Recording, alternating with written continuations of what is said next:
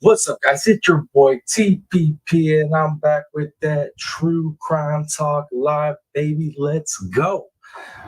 Round two, guys. Round two. Good to see you all. Good to see you all. Heck yeah. Man, I didn't know if I was going to make it back for round two, y'all. I mean, I honestly didn't realize what time it was when I got off the first live. And I was like thinking I had all this time to work with. And I didn't. Workout took way too long because I'm sitting there working out, and then I got Dolly playing live on the scene, and I'm just like, dude, this is taking forever because you know me. I'm sitting there listening, and I gotta chime in every once in a while. And if I chime in chat, you know what I mean? Like, I gotta have conversations. So, man, it took forever. I honestly didn't think I was coming back. But anyways, guys, good to be back. Thanks for being here with your boy. If you could smash that like, smash that share. And, you know, if you're new here, you live or replay, smash that subscribe. All right, guys. Great news, right? I mean, absolutely amazing news. They found that little girl, Caitlin Clark. Oh, my Lord. And the story behind it, crazy, right? This little girl, she was done. She said, deuces, I'm out. I'm so out. I'm going to go look for work so I can feed myself and stay in an abandoned trailer. What? Man, you know, as I'm listening to everything unroll, we're getting all this information. I'm sitting there processing it, right? And I'm like, something ain't right, man. Something ain't right. And then all of a sudden, when Dolly's all, CPS is here, I was like, oh, son of a, I knew it. I knew something was amiss. So I'm anxious to see what exactly we hear, if we hear anything. But the fact that she took off at 6 a.m, she was willing to like leave and go find work to find food, sleep in an abandoned trailer, and then the bio dad didn't even hear about it till like last. Like something's amiss. Something's amiss for sure. So I'm interested to see what the whole breakdown is. And you know, we might not. That family might, you know, hold on to their secrets. We might not hear anything, but extremely interesting. But let me roll through chat. Let me see who's all here. Dang, yo. I honestly, I wasn't even sure if y'all would show up. I was like, man, they've been in lives all day. They might not even show up. But what was I thinking, right? Y'all a bunch of true crime addicts. But anyways, let me roll through. TLC is me. Good to see you, man. BM, good to see you, man. Sweet Home Alabama. Oh my Lord, good to see you. Jennifer B, good to see you. Darzilla, good to see you. Pat Gaines, good to see you. Steph V, good to see you. Miss Darcy, good to see you. BM, oh my Lord, who else? Who else? So I missed Justice Jane. Good to see you, man. All right, let me roll back up here and see what you guys are saying on these comments, though. Let me see. I don't know if it was all just hellos. That poor little girl. My heart aches for her. Definitely. I mean, think about it. Just she literally left home at 6 a.m. at 10 years old and was willing to go find work for food and staying by herself. Like she was just like, nah, it's cool. I got this. I'm gonna find me a spot, post up. I'm gonna go work for some money, get some food. Like, holy crap.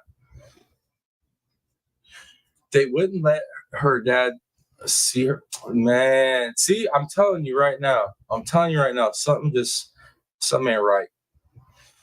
It sounds like one of those situations where maybe there's some manipulation with the child custody and whatnot. I mean, I don't know for a fact, but it kind of, as I was watching stuff happen in chat, and the information was rolling in, I was like, I don't like the feel of this.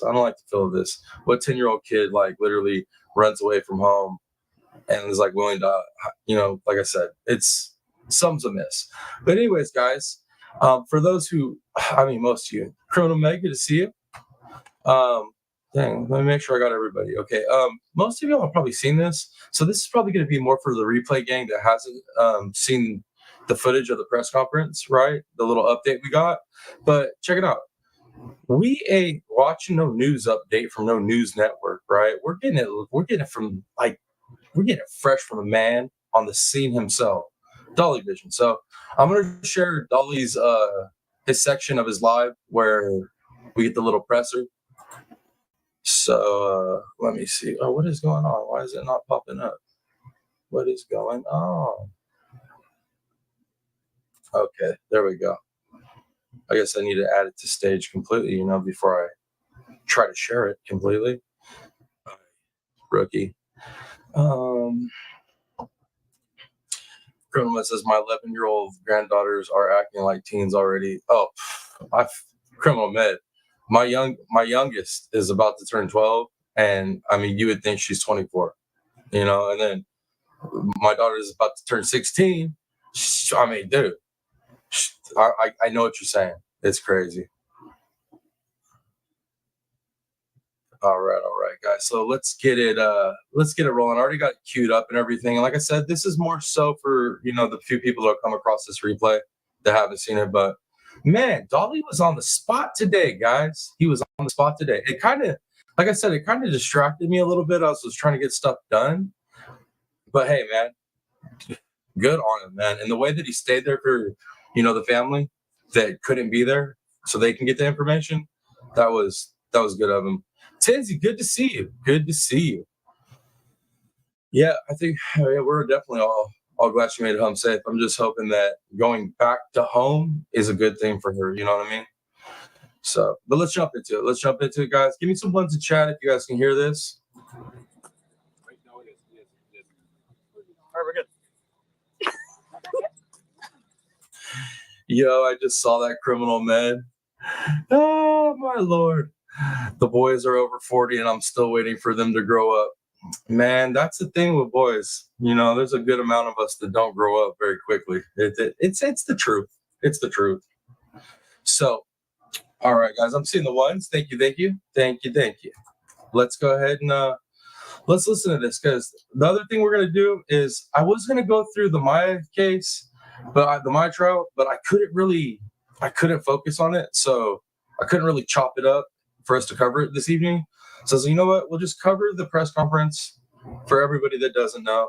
And then there's two clips that got put out by Law and Crime today. One's a new case. It's kind of bad, but I want us to review it. And then another one that they put out was about Ruby Frankie. And I know I initially started covering that stuff, guys, when it first came out. But there was something about it that I didn't like with the way YouTube was being, like right out the gate. So I stopped covering it.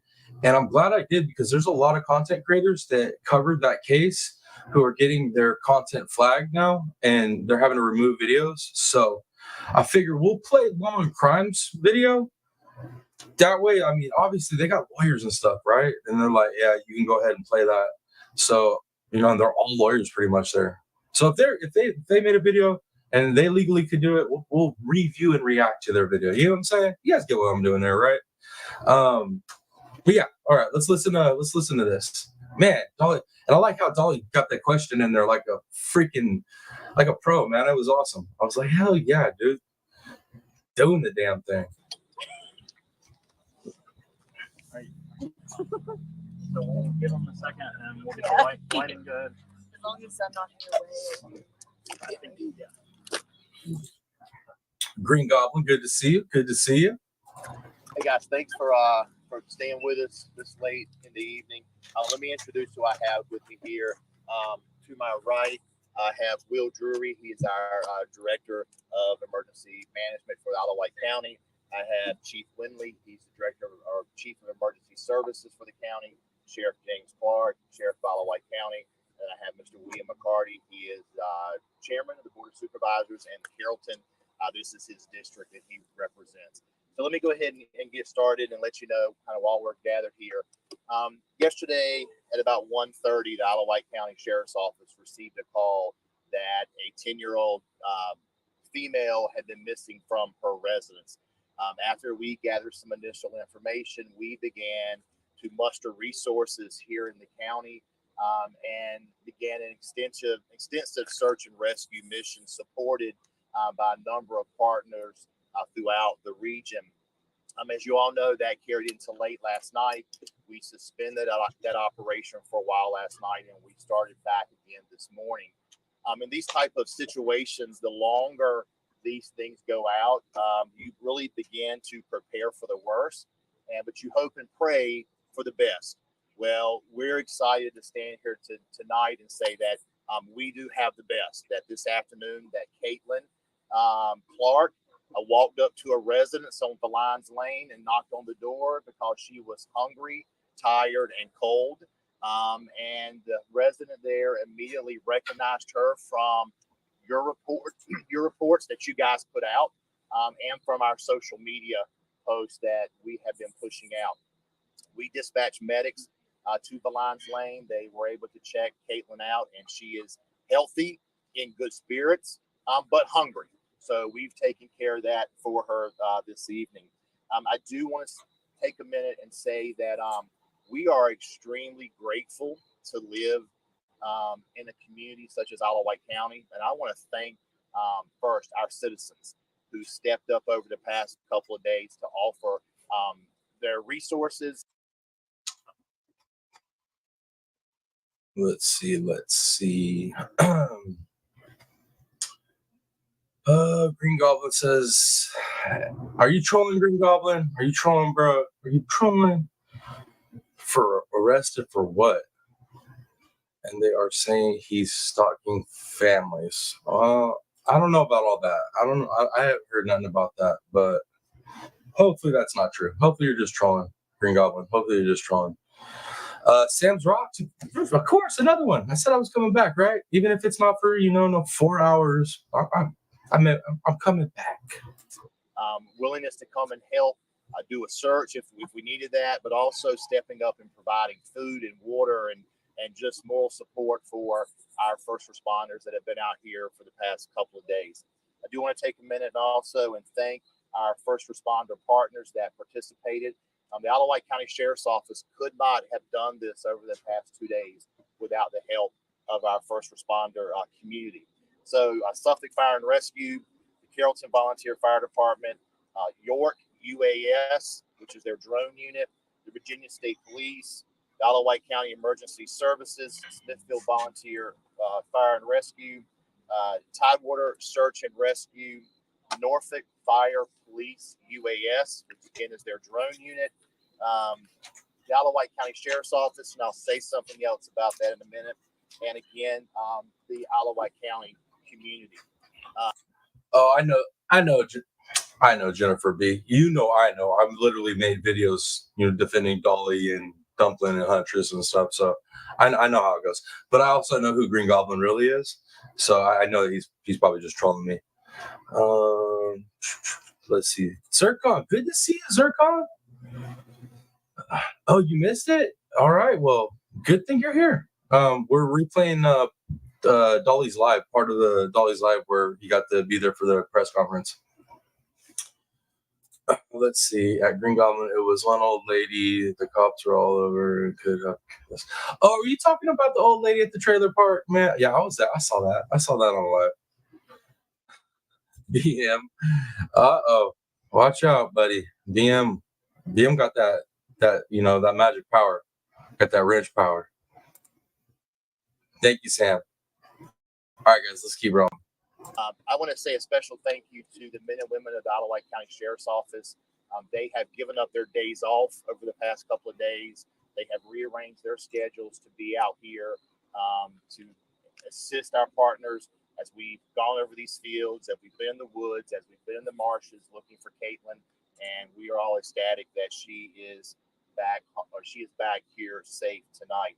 I will tell you that Caitlin spent some time with her parents this evening. They are actually having some conversations with social services this evening.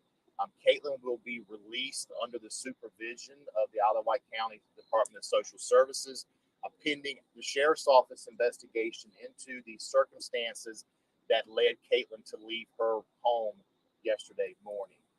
So with that brief, if you guys have any questions, I'll take a few questions from you. Where's she been? She left her house, and where do you think she Yeah, so we talked to Caitlin for a little while this afternoon. She basically said she left her residence. She went. I know, Zircon, wasn't Sam's kid like It was too much. I was like, oh, you got outed. You got outed. And she basically started walking. And she ended up on the Lions Lane. There was a vacant trailer there. As we know, it got extremely cold last night. She said she went up in the trailer and slept there last night and just kind of hung out there during the day until she got extremely hungry. And she went and knocked on the first door she came to, and the lady answered the door. And Caitlin asked her if she had any odd jobs she could do because she had to earn some money for some food. And the lady immediately recognized her and said, invited her in until we got first responders up there. Yo, that little 10-year-old girl is more willing to work than most adults I know. That's sad. Did she say why she left her home? We have not Miss Julie Dell, good to see you, Mom. gotten that in depth with Caitlin right now. That'll be a part of our follow up into the circumstances that led to her leaving, and that'll be with our in partnership with the Department of Social Services. Did she seem like she was in good Hindsight's good to see you. Good to see you. spirits? Caitlin is an extremely good spirit. We talked to her.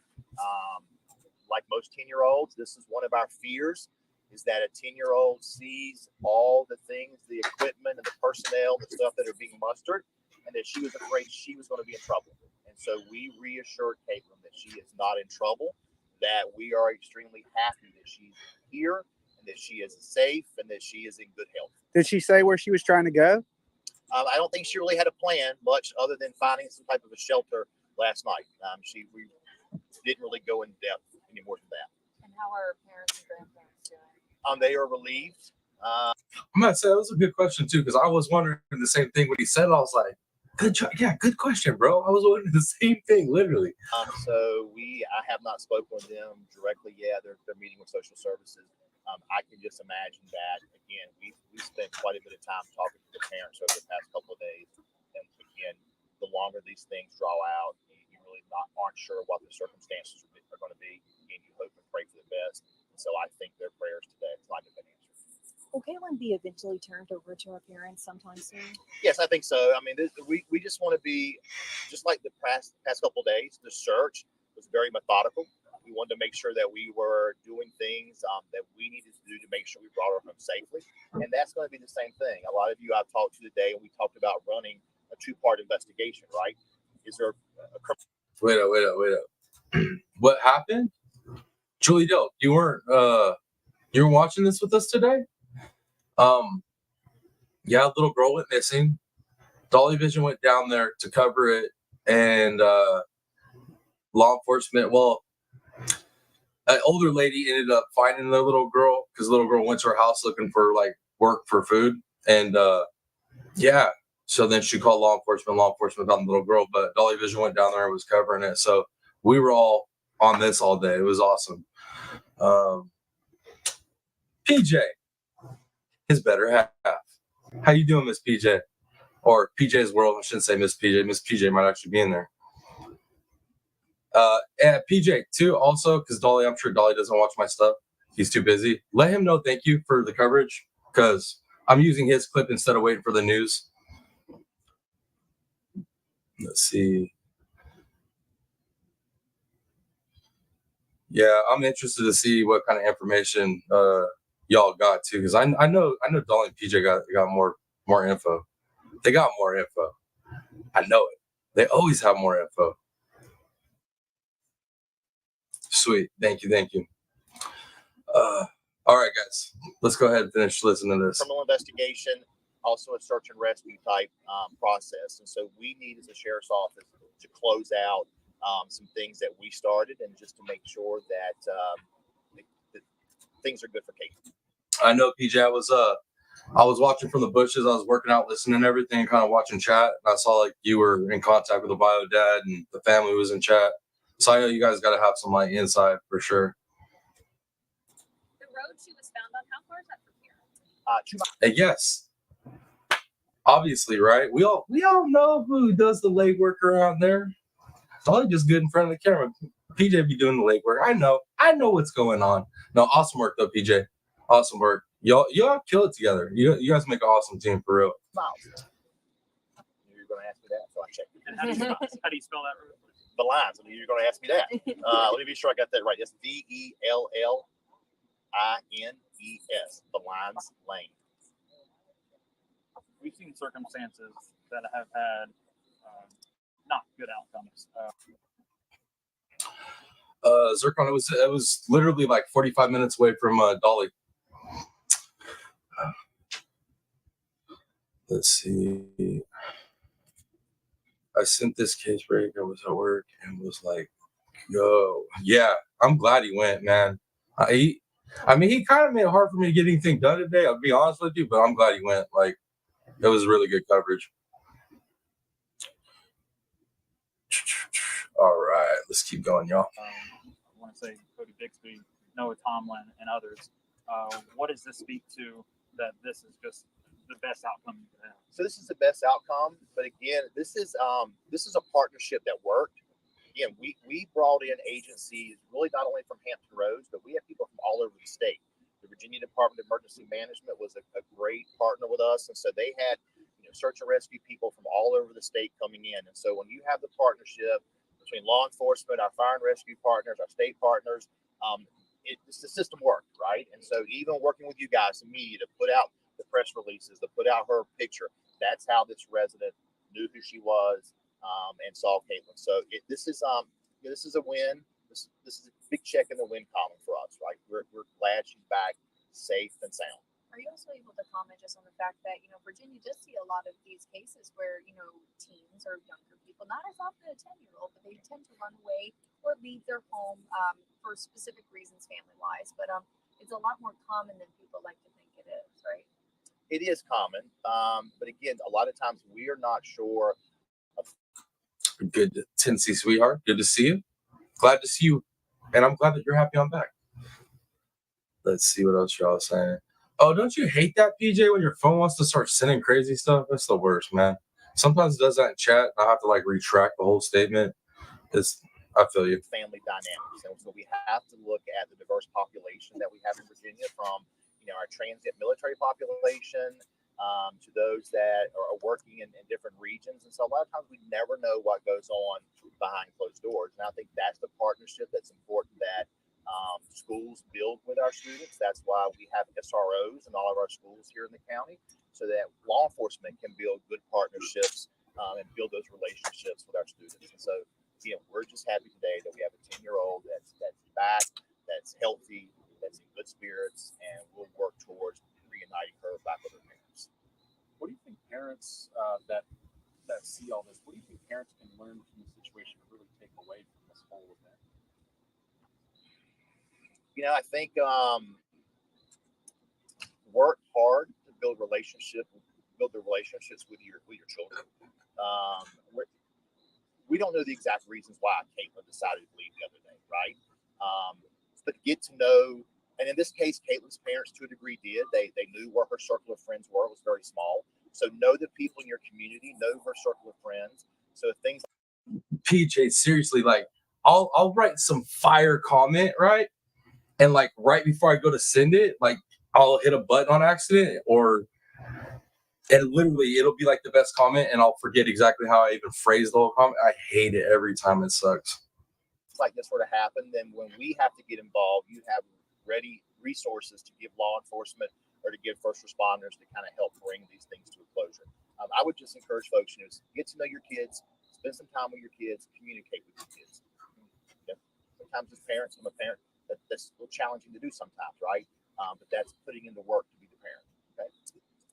Again, I want to thank these guys standing behind me, Mr. McCarty, the Board of Supervisors, for his support for the Sheriff's Office, and obviously the Sheriff for his support for our folks that have been out here the past couple of days.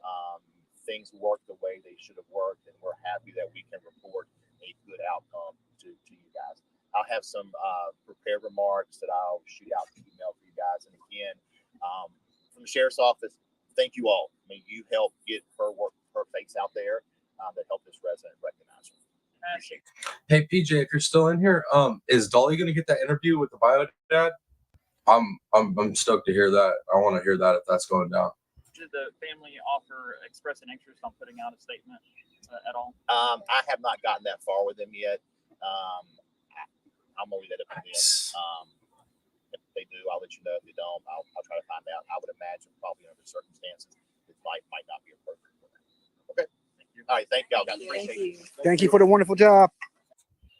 All right, sweet. So he is? Heck yeah. No, and I heard that. Well, at least I saw that in chat. That he was like last to even know she was found. You told him?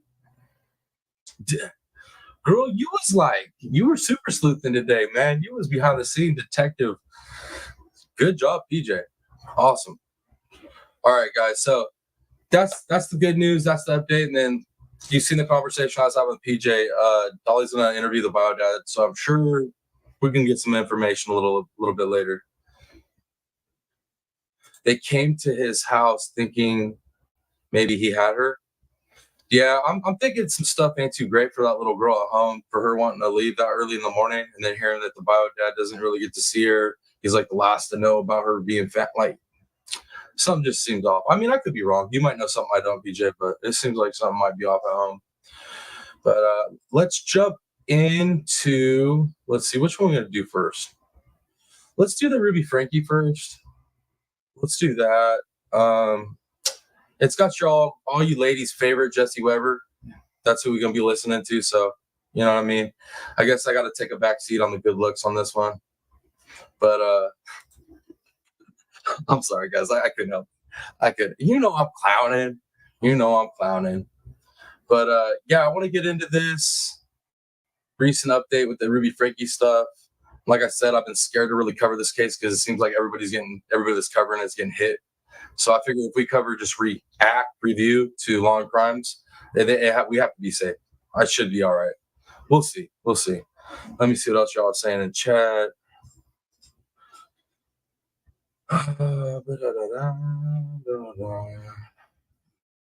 True Seeker, good to see you. PJ said, I said, okay, we found her, good news. And he was like, what? No, they didn't. I said, the news said, and he was like, no, they didn't. Then he made a call and was like, oh, yes. So you literally told him and he didn't even like believe you at first. He had to like call and check. That is so wild. That poor dude. That hair. I know Jesse's hair is lit, man. I ain't gonna lie, bro. He's got good hair. Since he's swear, I ain't gonna lie. Game recognizes game, all right? Look at that hair. Look at that hair. No, I'm just playing. I'm just playing, y'all. You know I play. Pat Gaines says, kind of sounded to me like she ran away, wasn't taken. She left real early and took her raincoat. Yeah, no, she sounded like she was like headed for the border, yo. Like she was gonna go get work and everything. They were about to see her in like, 11, 12 years, and she's gonna be like, what? She gangster little 10-year-old. 10-year-old seems young to take off like that. Hopefully everything will be okay and she can see all of her family. I agree with that, Darzilla. Oh, Sweet Home Alabama. She trying to take, she's trying to get that one of my favorite spots. Let's see. Ruby Frankie, so glad these women are behind bars. They don't have a bond, correct? I don't think they do. As far as I know right now, Sam, I don't think they do. And I'll be honest with you guys, I've been keeping up with this one. Like I know I covered it when it first popped, and then I had a weird feeling I stopped covering it. And like I said, I'm glad I did because a lot of content creators have had their stuff flagged or pulled down over it. But I've been on top of this, dude. I know about this case, and both those ladies are absolutely disgusting, absolutely evil, soulless demons or succubus or whatever female version of, a soulless, demon is. And then that father, that ain't a man. That's not a man. That is not a man. He is not a man, guys. That dude was not born with even a man card. Yeah, I got some things to say about that dude. But anyways, guys, let's jump into this. Give me some ones in chat if y'all can hear this.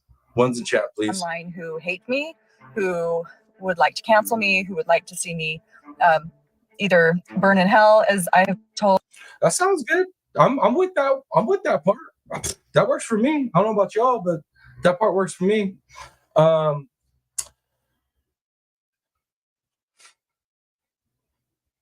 Let's see what else y'all say.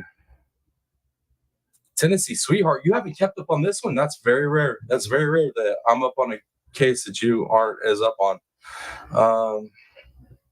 Let's see. Sam says, yes, they're pure evil. The father doesn't deserve those kids. I agree. I agree. All right, ladies, I'm seeing the ones. Thank you. Thank you. Seeing the ones. Yes, remember the strength of the church behind it. They want all of this to disappear. Yes, they do. I mean, it's another crazy mom, right? Another, you know what I'm talking about. I don't even like to say that demon's name. Let's see. I think and I'll be honest with you, like, I wish that lady would have got the death penalty, honestly. But let's see. All right, guys, it looks like I caught up. Well, almost caught up in chat. Let's see. It's been a lot of cases, and I like to deep dive for facts. Trust me, I know. Tennessee sweetheart, you're like one of the ones that I know. Even if you're in the bushes and you got something, you're up on it, you're gonna pop in and say something.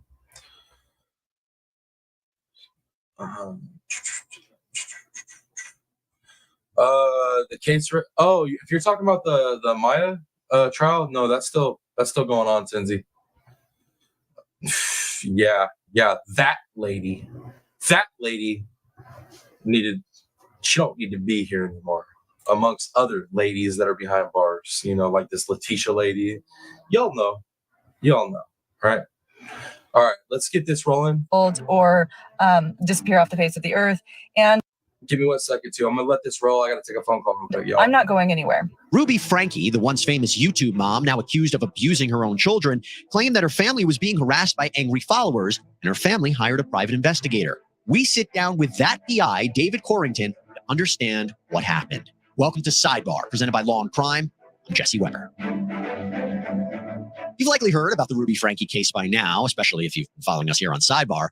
The Utah mom of 6 faces multiple felony child abuse charges, and this came after her 12-year-old son escaped the residence belonging to Franke's business partner, Jody Hildebrandt. He was emaciated, he had open wounds, and after he ran to a neighbor's house who called 911, authorities discovered the boy's 10-year-old sister in Hildebrandt's home as well in very similar condition. There was evidence to suggest that the boy had been tied down as well. So Hildebrandt, Franke, they were absolutely disgusting women. And I'm going to slow it down a little bit, y'all. I didn't mean for it to be on that. You know what I mean?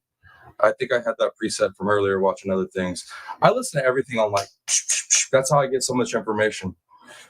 Are taken into custody. They were both charged with 6 counts of aggravated child abuse. By the way, each count carries up to 15. Yo, Tennessee sweetheart. Yeah.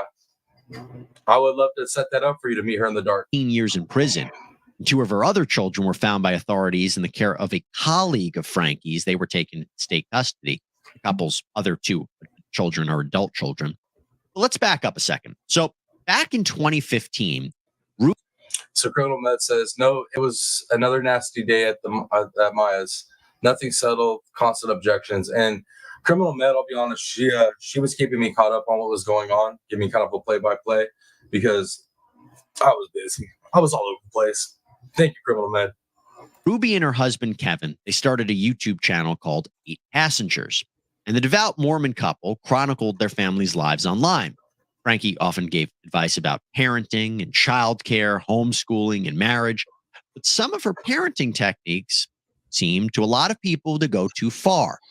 And in 2020, the 8 Passengers channel posted a video of Franke's then 15-year-old son talking about a punishment he had to deal with. My bedroom was taken away for 7 months, and then you give it back like a couple weeks ago. I don't think our viewers. Dude, she's like as bad, if not worse, than the boy in the box parents. If you follow that trial right now, man, like same type of like mental setup going on. Like it's, I don't know, dude. Look at her. She's just, she's so cringe, man. Sleeping on a beanbag. I was sleeping on a beanbag since October. My room back like 2 weeks ago. Oh, I'll give you the reason why I lost my bedroom. I think so. I think this is the reason. At least this is the reason that's in my head.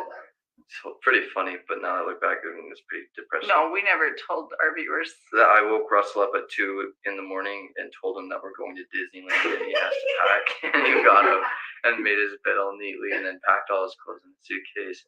And then he walked out the door and I'm like, Russell, and he's like, what? And he's all happy, has his sunglasses on. And I was like, we're not going to Disneyland. And he started crying and hitting me. All right, man, it's kind of messed up to do your little brother. I ain't gonna lie. This is kind of messed up, but it ain't the end of the world, right? It doesn't losing your damn room over a prank like that. That's a bit extreme. Let me see what y'all are saying. Hard to stay focused today. Yes, Darcy, it was incredibly hard to stay focused today with all that going on in VA. Criminal Med says duct tape does nasty things to the skin. Just saying, shh, you ain't joking. Linda Sabu, good to see you. Good to see you. Thanks for being here. Criminal Med, control. Yes, you could tell if she's a narcissistic one, isn't she? She loves the power over these kids. You can tell. You could definitely tell. You could tell she's definitely the controlling type with control issues. The power dynamic's got to be in her favor. I mean, just look at her man, right? You could tell who ran that 100%. I mean, she literally had him living like it's crazy what she allowed and what he allowed. Like, how you let some counselor literally split you and your wife? That's so crazy to me. Tinsy, really are you? Play the Maya trial. We're gonna get back to the Maya trial, definitely, Tinsy, if that's what you were talking about. I know. No, I had way worse pranks than that pulled on me too, Criminal Med. I turned out just fine. Kind of. Sam, he probably got in more trouble after laughing about it. No, I don't doubt that he got in trouble after this video. I don't doubt it. Tennessee, I hate to see what she would have done to me. I don't shoot. Yeah, right. Mm-hmm. Sweet Home Alabama says, I'm sure after telling that live, he got a lot worse. Yeah, no, both. I agree. Yes, definitely. Yeah, it seems like we're all on the same page with that. He more than likely. I can only imagine what he got after this. Look at her face right there too. Look, I freeze it right at the perfect. Look at that face. She's got a face. He's. And then he went back to bed in tears, and then. So that was. You could see in her face too. You can see like she's like, is he really saying this right now? Like, stop saying this. But she couldn't say stop saying this. She had to like keep that facade up, you know? That was not the reason you lost your room, but that was Well, the other reason is because I pointed a BB gun at. Look at her, dude. She's mad. Dude, she's mad. pointed a BB gun at his face and hung him on the basketball. You know what's crazy though? As we play this and I'm reacting to this, this is the same type of content other content creators, other YouTubers have used in their content. They've had like older clips, original clips of the same stuff, and they've gotten flagged over it. I wonder why law and crime can get away with it.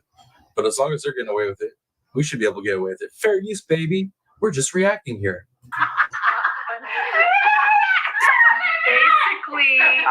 Basically, Chad. The day I got home too. Chad came home from Anasazi and Russell was like, I want to try dunking the basketball. And it was. Yo, Criminal Met, the canoe filled with lime jello and camp director Scavin. You guys did that?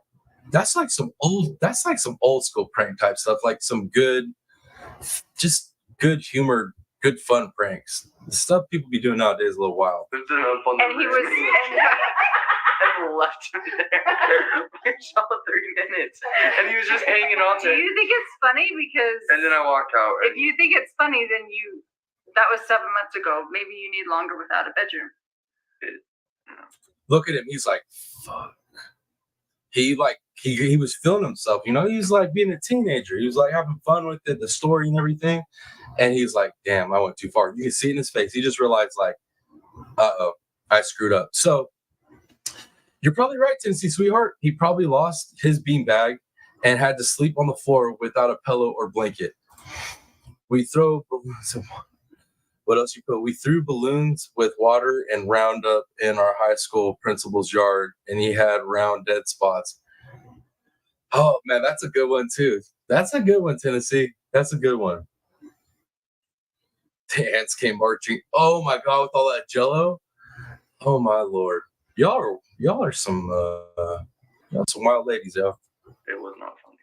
Chad showed that he was not able to manage himself sharing a bedroom with Russell. So when we moved,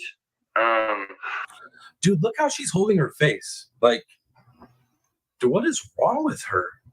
She's like literally cringed up. Like, you know, this poor kid got his ass chewed after this. the bigger room in the basement was automatically his, and I didn't have a room, but we like put one on hold for me. So a lot of you are like, hey, that's not fair because Chad got the lesser bedroom and Russell got the bigger bedroom. Russell got the big bedroom and Chad got the smaller bedroom. And Russell's bigger bedroom also had a bathroom. But what you guys didn't know was Chad didn't get any room. He didn't get anything. He was sleeping on the floor in the family room. Now, that video, to our understanding, was later taken down, but viewers who watched it were very concerned. Eventually, a change.org petition was started calling Frankie an abuser. Child Protective Services ended up going to the home to check things out, but the case was eventually closed. Frankie stopped posting to the 8 Passengers channel last year, and YouTube removed it altogether earlier this year, although a reason wasn't given. We want to thank Morgan & Morgan, the largest injury law firm in America, for sponsoring this video. Now, before you say, oh, great, another law firm ad, first of all, how dare you? Don't speak that way of Morgan & Morgan. And second, you don't know what makes them special. Morgan & Morgan has completely modernized the personal injury claim process. They make it super easy for you. How? You submit your claim, you sign contracts, you up. Frankie's viewers seemingly... That was a long-ass commercial, guys. Holy crap. That's crazy. I wonder how much they paid Jesse for that long-ass commercial he just did. Started to turn on them. The family was getting some threats or harassment. So Kevin Frankie hired David Corrington. Oh, Sam, I don't like her either. I really can't stand her face, honestly. There's something about her face. I don't know what it is. I do know what it is, but I'm not going to say it on here. Private investigator and retired special agent with the Department of Homeland Security. Hired him back in 2020. And Corrington told People magazine that members of the family were receiving kinds of threats and harassment, and someone even showed up in the middle of the night. Something about her face triggers trauma in me for some reason. I don't know what it is, but I don't like it. Well, David Corrington joins me right now to talk about what he found. David, thank you so much for coming here on Sidebar. We appreciate it. Great. Thanks for having me. Now, my understanding is you're in the public sector now, but you were hired as a private investigator for the Frankies a few years ago. How did you first get linked up with them? So actually, I was referred to them by, I had done several other stalking threat type cases through several other platforms or individuals that were influencers or high profile YouTubers that had also received several threats and those type of things. So that I had never met nor known them before. So this was the first time when they called me that I had spoke to them and learned of their situation. So you didn't know anything about their YouTube channel or anything like that? Never heard of 8 Passengers before they called me. So okay, and so you meet them. What did you think of them when you first met them?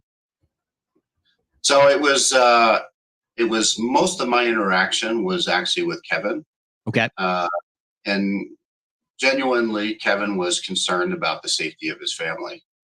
So that was really the focus of my case initially, was to try and understand not only who was making the threats, but kind of try and dig into maybe why they were making the threats. What was your impression of Kevin when you first met him? Seemed like, genuinely nice guy. I felt like he was genuinely concerned for, for the safety of his family, which clearly he was willing to pay money. He was frustrated with law enforcement, didn't feel like they were doing enough to take it seriously, which is why he reached out to me to see if I could help maybe get that process rolling a little bit quicker. So did stop the show, guys. I've got to do a fair use stop anyways. You know what I mean? You see who just rolled in the chat, y'all? Mr. Mav. Good to see you, sir. Good to see you, brother.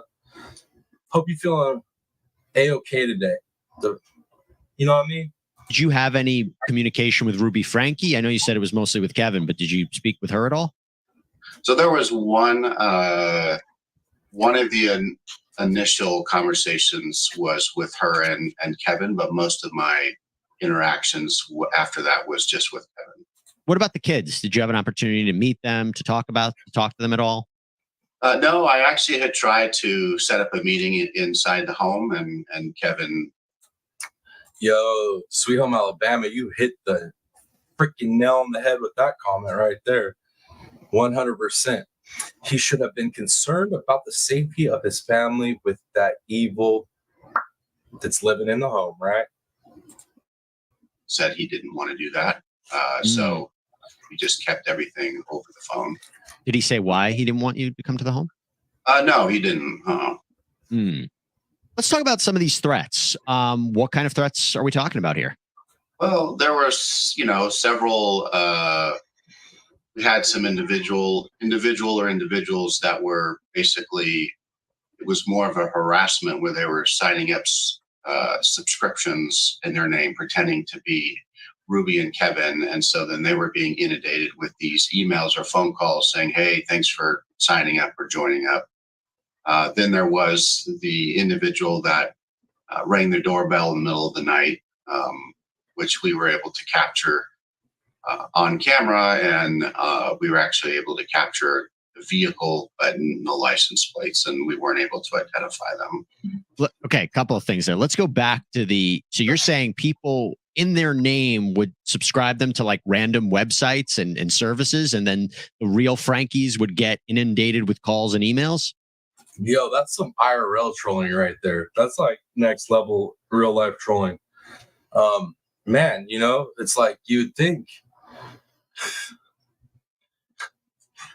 you should have learned, right? You think like at some point you should have been like, well, all these people are harassing me and threatening me because I act like a lunatic with my children online. Maybe I should stop this behavior. Instead, she ditches the channel and is teamed up with this other psycho and is continuing the same psycho behavior. It's just, you can't make this up. Exactly. Did you ever find out who those people were, why they were doing it? So I was able to trace the IP addresses back, and working with law enforcement, I basically provided my entire report to them. Being that I'm no longer in law enforcement, I don't have subpoena powers and have limitations as a private investigator of what you can and can't do. So I had encouraged them to subpoena these companies to be able to identify where these IP addresses were coming from. Wait up. Map says, I think, oh, you got some inside information on that, Mr. Mab? Because some inside information, huh? Well, I want to know your information, my friend. Sam, it's crazy how ugly someone can look to you just because of how evil they are on the inside. They can be beautiful on the outside, but it's hard to see when they are that evil. That's what it is. I think that's exactly what that's a good point, Sam. I think that's exactly what it is. But I'm pretty good at I don't know. I'm pretty good at sensing that stuff regardless. Like, there's just something about her. I don't know. Maybe that's what it is. Maybe you're right. Narcissists don't see their wrongdoings. It's everyone else. That's a true statement. That is a 100% true statement. And I have some life experience with that. You are correct. Yeah, Mab. I think, Mab, honestly, if you have inside information on that, I would make that your first live. Like this case right here, like I said, you have to cover it very carefully as far as what videos you're using in your live. But if you got inside information, man, I mean, I would definitely I'd put that on your live, man, for sure. I do not know. They were not super forthcoming in terms of what they were doing on their investigation, but I did receive information towards the end that the district attorney's office had declined to prosecute the case. And that's really how we ended it. Is I let the Frankies know that, listen, we've done, I've done everything that I can at this point to basically gather and provide the information. I did go over some safety, security issues, things that they could do additionally to protect their family. What kind of what kind of subscriptions were they signing them up for? Just random things. And Mab, that right there, that's a good thing, sir. That's a good thing, dude. If you could take some content, some information that you have, and it's that in depth that it takes you that many lives to cover it, do a series. That's awesome content. To be able to do a series on something like that, bro, I'd do a series on it. Do like a allotted amount of time per live. Be like, we're gonna cover this over this many lives in this series. And yeah, just picking a lot amount of time that you're going to cover for each live. And I would do that, man. I'd do a series out of it. That'd be really good content for your channel. And then people could stop, giving you so much crap about, oh, you don't do any content. You don't cover true crime. Bro, this guy's done more panel time than most people have done, like actual lives or videos. Like, that's no joke. So yeah, Mav, I'd do that. And sorry, this happened a few years ago. So yeah, was one of them for plastic surgery? That actually does sound very familiar. Okay. It was like that. Just, I think just people that were just trying to, again, that's more in that harassment, right, element. Right. Which, I've actually had other clients experience similar things like that, where they'll just, people will show up at their house, saying, hey, I'm ready to get a quote, or, those type of things. And it's, basically falls in the harassment category. What about emails or angry text messages from people? Were they receiving those as well? Yeah. I mean, once I got into the case, I wanted to understand what was making everybody so angry. So right. I did start reviewing all of the video content that they were posting. And, there was a lot of people out there alleging that, some of what they were posting, was child abuse and was wrong. And they even had this petition online that they were signing to get CPS involved. And so, there was a lot of that out there. And so that kind of gave me a little bit more context as to, what was garnering some of this anger towards them. Did you ever, first of all, what did you think of it, their videos? And did you ever confront either Kevin or Ruby about these videos and what was going on? True Seeker, good to see you. Welcome back. Welcome back, man. I think personally, I didn't agree with the parenting styles that I saw in there. And I did tell Kevin, I said, listen, some of the stuff that you're posting, as I'm you're sure you're aware, is part of the issue here that's causing, some of the anger and the threats. There's a fine line as a private investigator of, obviously, I'm not going to tell him how to run his business or do that. I do want to make clear, though, that, during the entire course of my investigation, I had no insight or idea that there was truly any abuse of the children going on. Was not, had no contact with them. I did drive outside of the home because I was trying to kind of do an evaluation from a physical security standpoint, but was not aware clearly of everything that's coming out now. And personally, I wasn't a big fan of the videos. I didn't agree with them. Yo, he wants to dish it harder than what he's doing. He's just being professional right now. I'm not saying that he knows more than what he knows, but that his opinions are a lot more harsh than what he's saying. Let me see what y'all are saying real quick. Oh yeah, real quick, Matt. Before I forget, Matt, if you're still in here, I was going to tell you we don't have to go live for me to show you how to work StreamYard. We can actually do it in a pre-record, right? Like we're gonna, pre-record. You go into your studio and you can actually get a link, and you can send that link to me on an email or whatever, or vice versa. So we don't actually have to do it live to go in and show you and share, the full-on computer screen to show you where to go to do screen shares and stuff. But also too, I learned all that stuff off a YouTube video. I just looked it up on YouTube and watched some videos on it. So we could do either one, though. I just wanted to tell you that before I forgot. But my focus and role of what they hired me for was clearly to protect family and to identify who was threatening their family. When you told Kevin that these videos, Yo, Zircon,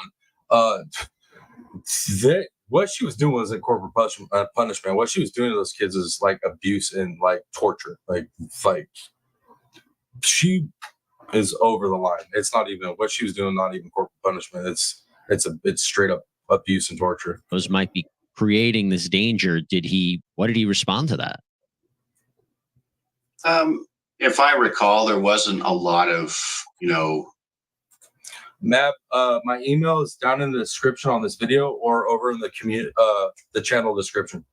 Video description or channel description, my email's there. Or if one of the mods are in here could drop the link, that'll work as well. I think he acknowledged it, but there wasn't really an in-depth conversation about the content itself.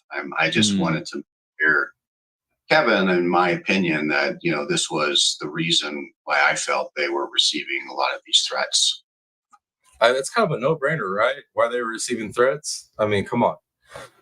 True Seeker, let's see. I want to learn how to do intro.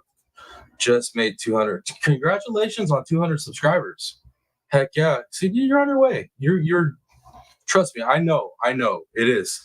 I've gotten lucky here and there and got some help, you know what I mean? But at the beginning of it all, like that level that you're at right now, the grind was real. You just have to like put your head down, get, research your cases and just keep putting out content. It's like the only way to do it. Just keep putting out content.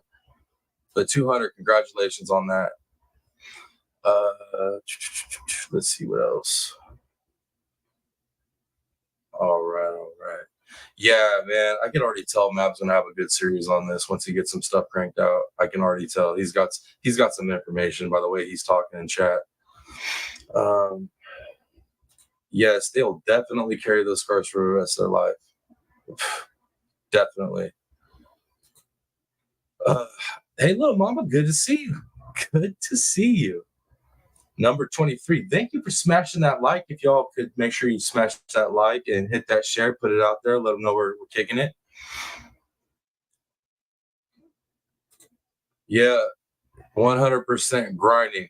Like, if you go look at how many subscribers I have compared to how many videos I have, and then go look at some bigger content creators that have similar amount of videos in their library as I do, like I put the grind on, man. I put it down. Still doing it too, but that's what this is. And you gotta love doing this YouTube thing. Like, no matter what genre you're in, you gotta really love this. You gotta really have a passion for it because it is work. So if you don't enjoy it, probably not the game to be in, but that's pretty much for anything, right? You gotta really enjoy anything, have passion for it to really do good at it.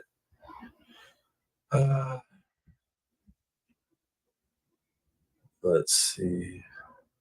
Yeah, no, Matt, that's the thing. Like, you've put so much time on panels. You have experience. You have more experience than some content creators do because how much time you spend on panels. Like, your comfort in front of the camera. Yes, please smash that like for the algorithm, man. And then, okay, so I've tried to explain how to share back to your own page. You like whenever you go. You could to share, you go to post, right? It'll post it back to your own community, your own actual YouTube community little tab, right? And that's a way that you could generate the algorithm in my favor as well, or any of your content creators as well. And it kind of keeps like a little library of stuff that you shared if you want to go back and reference anything. But that's what I do. Yeah. Let's see what else y'all is saying.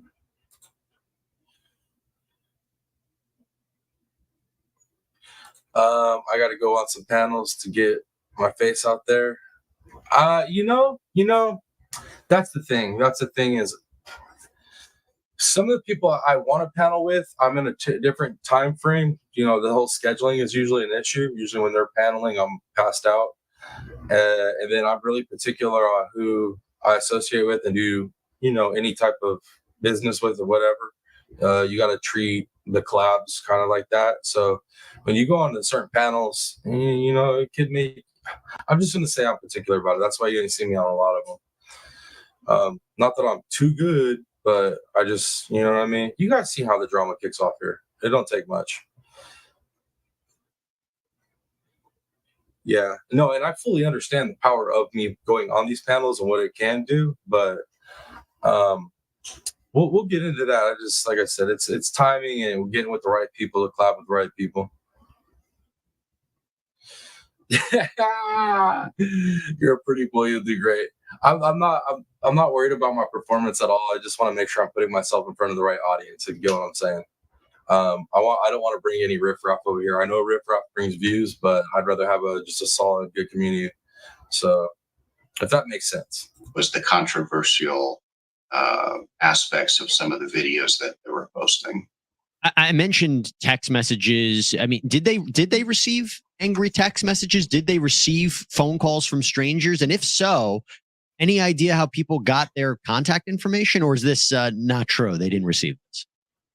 I don't recall in terms of whether they were receiving text messages or phone calls, but it's also very easy to get phone numbers nowadays online, and that's not that difficult to do. Yeah. So let me ask you this: you mentioned the guy, the person who showed up in the middle of the night at their door.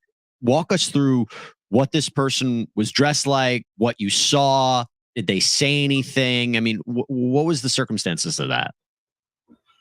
So they were dressed in a sweatshirt that was basically, wrapped tightly around their face with really big glasses, so it kind of disguised them. It appeared to me in the video that it was a female, and I'd have to say maybe in their late 20s. And then all they did was ring the doorbell, and then run back to the car and drive away. Yeah, and Matt, the other reason too is I've already had to deal with somebody. I've already had somebody make some seriously horrible accusations about me. Somebody that's trolled other people in our content creator circle, the people I know, and it was to the point where I had to get like legal help with it. So I definitely have been given advice, legal advice, both attorney wise, and then I've been given advice by management wise, like entertainment management wise per se. Not that I have a manager or a producer or any of that stuff, but I have friends, right? And they're like, dude, this YouTube thing, you got to watch how you move with this, because you make the wrong move. And unfortunately, it's about optics. You know what I mean? So you hanging around with the wrong people. You know how it goes, man. You are who you hang out with. So you definitely want to watch. Definitely want to watch that. Because like you guys have seen plenty of content creators that are all kicking it. They're like best friends. They vouch for each other. And then all of a sudden, months later or a year later, something comes out about one of them, and the other one's like, oh my God, I didn't know. Like, you guys get what I'm saying, right? So, okay. So the name, I kind of just, the TPP crew is just like for, subscribers. It's just something I made up for subscribers. But the Piscine Gang is what I came up for membership. So that's kind of how that's going to work. Because everybody's like, what are we going to call ourselves? What are we going to call ourselves? And I was like, dude, let's call ourselves the Piscine Gang. And whenever I put badges out and stuff, they're going to be fish badges. Let me see what else y'all are saying. Yeah. So, I mean, like I said, now I'm not up here doing this for like just a social thing or to like be up here to cause like havoc. I'm up here to be like an actual real YouTuber content creator. Like I actually want to take this channel farther than like, the 5-10K mark, like where most people get stuck. 5, 10, maybe 15K. If you're about that FS, you know what I mean? You ain't about your business, you get stuck in that range right there. So I don't want to do that. I want our community I want us to have a big community. Bees. There's bees. Thank you, bees. Better safe than sorry, 100%. Map says, I can feel the vibe of a channel, so I don't go on panels of shit. Dude, that's exactly what I do, Map. I've searched and searched and searched, and I will like watch a channel's the way they work for a while before I'll even like drop in and say hi or introduce myself.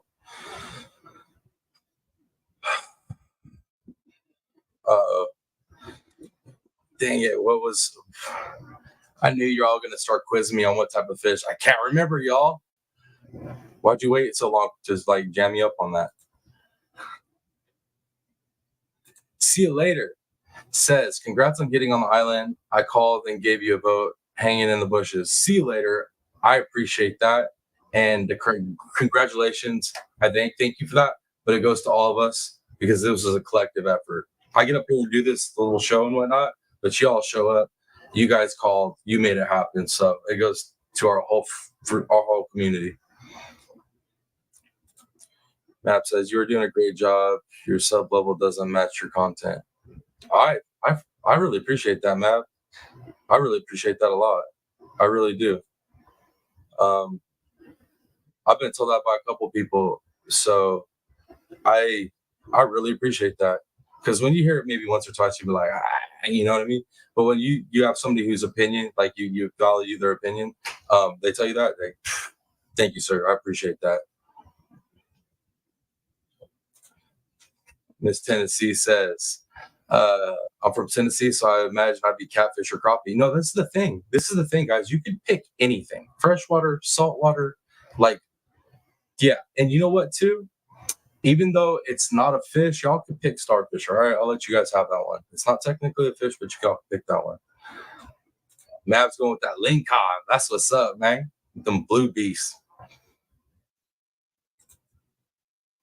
Yo, don't get me into the fishing talk, bro. You guys know what happens every time I start talking about fish, man. It gets bad.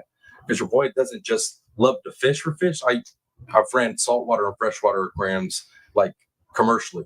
So, yeah, you don't get me started, guys. It'll be bad. Heck yeah, see you later. Betta fish are beautiful. Absolutely beautiful. Let's do this, guys.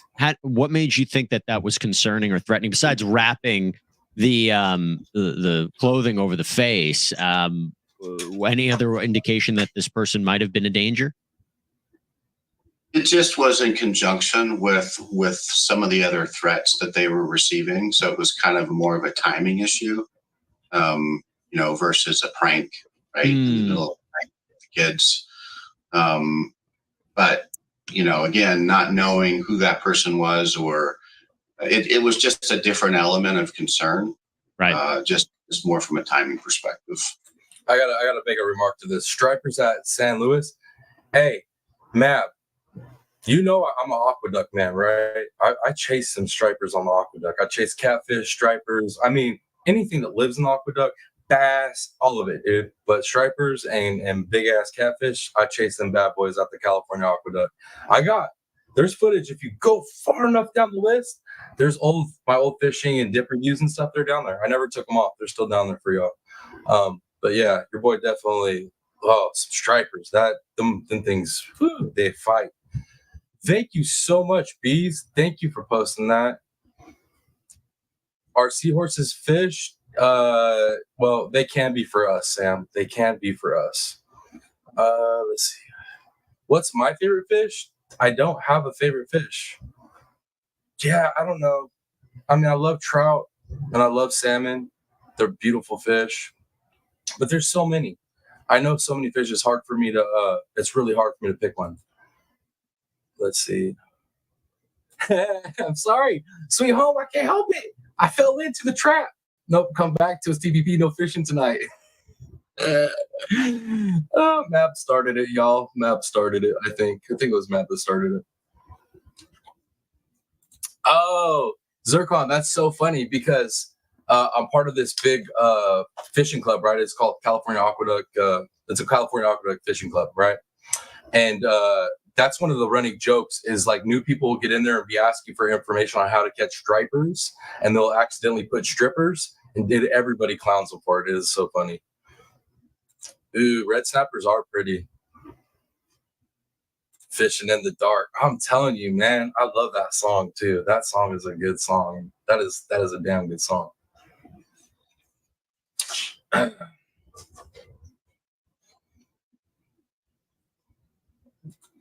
Yeah. So what I decided pretty much for the fish, as far as like, you could pick any fish, or I'll even give you guys like like crustaceans and all that good stuff, just like lobsters or crayfish or crabs, or you probably don't want to be a crab, but I mean, you might want to be a crab, shrimp, because there's some cool ass shrimp, like some mantis shrimp, beautiful, whip your ass. They're bad. Yeah, or even like octopus and squid, if you want to pick one of those, or cuttlefish, or I mean, anything that's not a mammal. How about that? Anything that's not a mammal in the ocean, y'all can pick that one.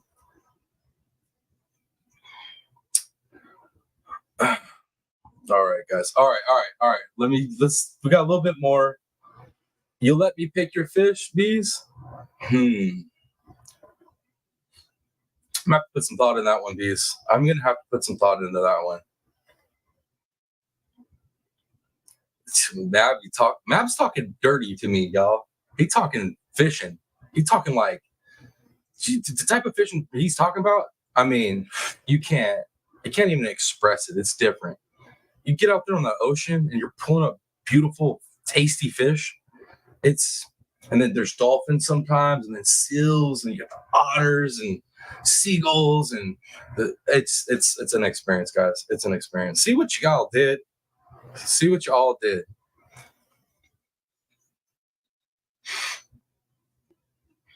Yep, that's what we calling it, the lagoon. Y'all, welcome to the lagoon. We chilling in the lagoon.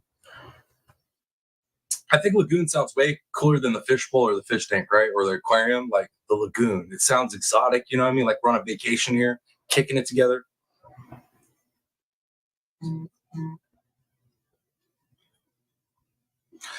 Mab, no, you can't, unfortunately. You cannot. I was going to try it, but I did find out this year I can bow fish out of the aqueduct because there's a ton of carp in there.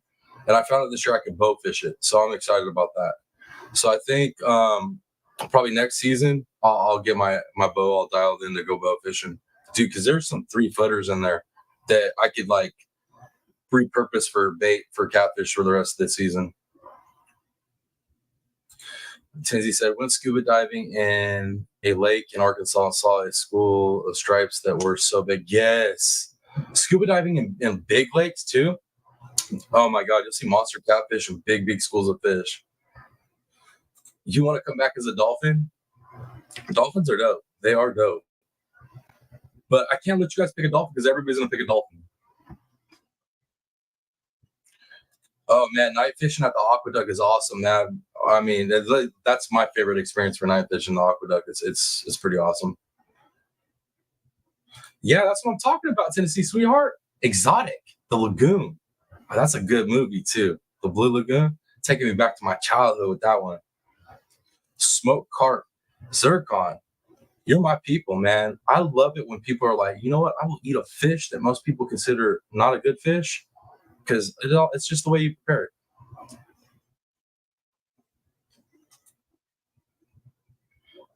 The Piscine Lagoon will drop next.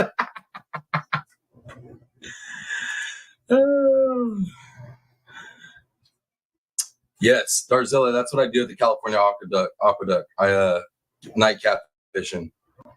What I'll do, guys, I'm not even playing. I've done 24-hour runs on the aqueduct. I did a video on it. Me and my dad actually did a 24-hour. We showed up early for striper. We caught bass during the day, and then at night we went after catfish. And man, I got a story. Man, I got a freaking crazy story from that night. Oh, it broke my heart. Yo, he's got the spear gun and the whole get up, man. That's what, Mav, you're an interesting fellow. You're an interesting guy. I can see you've done a lot of stuff in life. So are we good with the lagoon? I think the lagoon sounds good, right? The lagoon. I think the lagoon is going to be, I think the lagoon is going to be somewhere in I think that might be first tier. I think that we might that first tier for members. Welcome to the lagoon. Something like that. But I think that's what it's going to be. Yeah, just watch for bones. For real.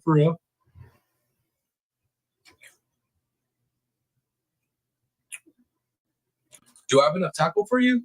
Bro, you seen my car videos? Have you seen the videos that I used to shoot in my car with all the fishing poles that are constantly in my car? That's just like half my fishing poles. I'm like the name that I get, some people be making fun of, right? that name was fashioned around me doing fishing content and me being like, I'm a fisherman.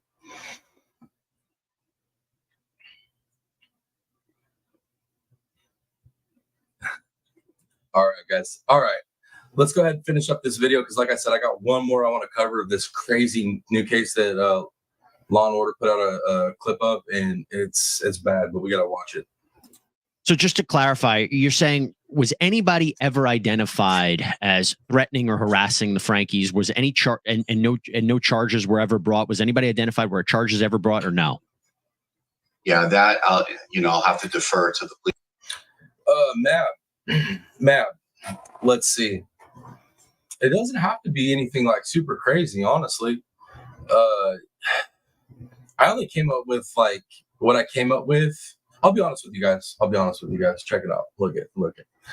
There's when I started doing fishing content, I didn't want to use my regular name because I thought that YouTubers made up names. And then on top of that too, I share a last name with a politician that I don't really like. So I don't like to, run with that, because when people ask if I'm related to the person, then it's like, oh, it grates on my nerves, right? So anyways, long story on that. But I came up with that name, and so I kept that name.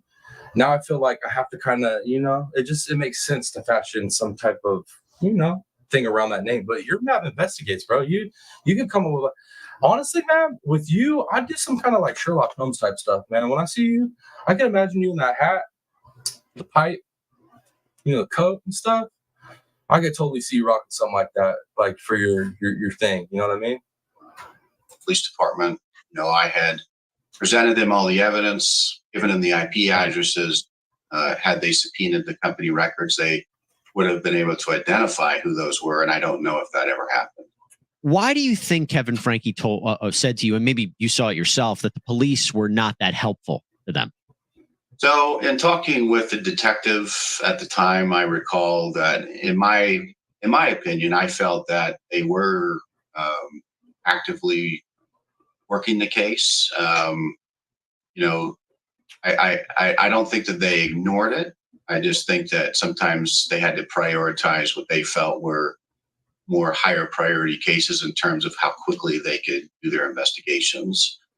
I think that my role in coming in maybe helped spur things a little bit quicker through the process, but ultimately the district attorney is the one that decides whether or not to charges, not law enforcement. Right. And that Tennessee says, come to West Tennessee and fish at Real Foot Lake. Well, Tennessee sweetheart, that's my plan. My plan is once I'm done doing my duties here, which, taking care of family right now. And I think I've been over this with most of you guys, what I do here, besides, work my job, take care of my kids, but I take care of my grandparents. So once I am finished with that duty, it's back east I go. And fishing is definitely something I'm going to be doing. That is for dang sure. Let's see. All right. I'm caught up. Let's keep going, guys. That was how that ended. You had mentioned you had never seen any abuse, any indications of it. You hadn't really been in the house. You didn't get a chance to even speak to the kids. Were you around when the whole issue with the Child Protective Services was happening, when police were coming to the house at all to find out what was going on with the family and the kids? No, and I actually was not aware of any of that during the course of my investigation. Law enforcement also had never mentioned that to me. Talking about the current case against Ruby Frankie and Jody Hildebrand, have you been contacted by law enforcement? Dude, those women, look at those two nasty demons right there. Ugh, look at them. You could just see the evil emanating from their pores. It's disgusting. Ugh. All right, what are y'all saying in the chat? Let me see.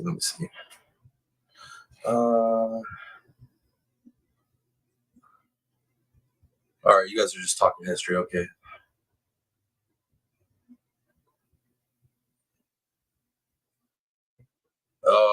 Are you still taking mom bees? Is mom still moving her? Huh? She's still moving there with you? She ain't joking. She'll pull up on you. Don't even play with her. I have not, no. When this broke about this, what was your initial reaction? I mean, probably like most, extremely disturbed, as you listen to that 911 call and how emotional that, man felt. I think it probably, everybody felt some heartstrings pulling for those kids and what they were enduring. And then it obviously caused me to go back to then, I mean, I did a lot of these cases, right? So at the time, and there wasn't anything really major that stuck out, but I did go back, read some of the case notes and really, go back and understand, were there things there that, that maybe would have led to that. And the only thing that I could think of were, again, those videos that I saw that, again, I found a little troubling. I didn't agree with, but I personally didn't feel what I was seeing on the video would meet the legal elements of what would be considered child abuse, even though I didn't agree with the parenting styles that they were doing. Looking back, the fact that they didn't. Sam, I think that's just their face. I really do, Sam. I think that's just their face. I think it just is, it's permanently contorted in a way that makes you want to just, I don't know. I'm not supposed to hit a woman, but I'm assuming most of you women probably want to smack these ladies around a little bit. I mean, I'm just assuming, right? Because I feel like the father needs, he needs a little talking to. I digress. It didn't allow you in the home to see the kids. What do you think about that now? Yeah, when I paused on that, I did at the time think that was a little odd because I would typically meet in person with clients. So I did find that a little odd, but at the time, I guess I didn't. I just felt that maybe he was a private person and was in the public eye. And that's exactly what I was saying, Tennessee. I mean, you pretty much deciphered what I was saying. Yeah, resting is 100%. Let me see what Tensy's saying. Frog gigging in Arkansas, you don't have to worry about an alligator eating you. That's a good point. That's a really good point. You don't. Not. Yeah, I'm pretty sure you don't. Doesn't Southern Arkansas have some? I could be wrong though. I have to look that one up. I want to say Southern Arkansas has them though, but you're right for most of it, I believe. Let's keep going. I'm gonna have to double check that now. So I kind of respected that element of it. And you never got a sense about, did you think it was strange that your contact was only with Kevin and not with Ruby? I mean, at the time, it's not uncommon to just have one spouse take the role and dealing with a particular case. So I didn't think it was too, I didn't think it was too strange. I can legitimately say that I felt that Kevin was truly concerned for the safety and well-being of his family in my conversations with him, and that was my initial thoughts and feelings about it. Well, I like your perspective then, because it was a few weeks ago that we had the opportunity to interview Kevin Frankie's attorney, and his attorney said that Kevin had no idea that this abuse was happening. He said that Kevin hadn't even been in the home, that he and Ruby agreed that he shouldn't see the children. They had been separated for 13 months. I was questioning him. How is it possible that Kevin didn't even speak to his children? Fair use stop real quick. Fair use stop. Tenzy. Southern Arkansas has gators, so you better not go too far south gigging them frogs. I'm just saying. Be safe, all right? Oh, you go to sleep? Well, good night. All right. For that long and didn't know what was going on. What's your opinion after no? And the only reason I thought I remembered that there's gators in Southern Arkansas is because I was supposed to go hunt them when I was living back there. So I was like, was I remembering that right? Was it in Southern Arkansas? I could have sworn, but let's keep going. Totally off topic. Knowing Kevin Frankie and speaking with him and working with him about this idea that he had no idea what was going on, and he was separated from his wife and didn't even have the opportunity to speak to his kids about what was happening. Well, that's a tough one, right? Because there's only 3 people that really know what happened. That's Tinsy. I know that feeling though, of being scared to walk by the water. When I went to New Orleans, when I was in the bayous, when I was walking through the bayous and stuff, I would not get close to that water at all. There was like no way. Your boy grew up watching National Geographic. And I love animals. I've been an animal person my whole life. I was like, there is no way. I'm staying clear of that. There's no way. Ain't happening. I ain't gator food. I ain't going down like that. That's, Kevin, his wife and the children. So it's, well, let's be fair. I mean, he's not been criminally charged, and he wasn't there at the crime scene. It was Ruby, Frankie, and Jody Hildebrand. It seems that he wasn't living with them, but it's so interesting to me that, bro, like criminal med, it's like this is one of the weirdest parts of this whole case. It's like they're demons, right? The whole child abuse, that's cut and dry.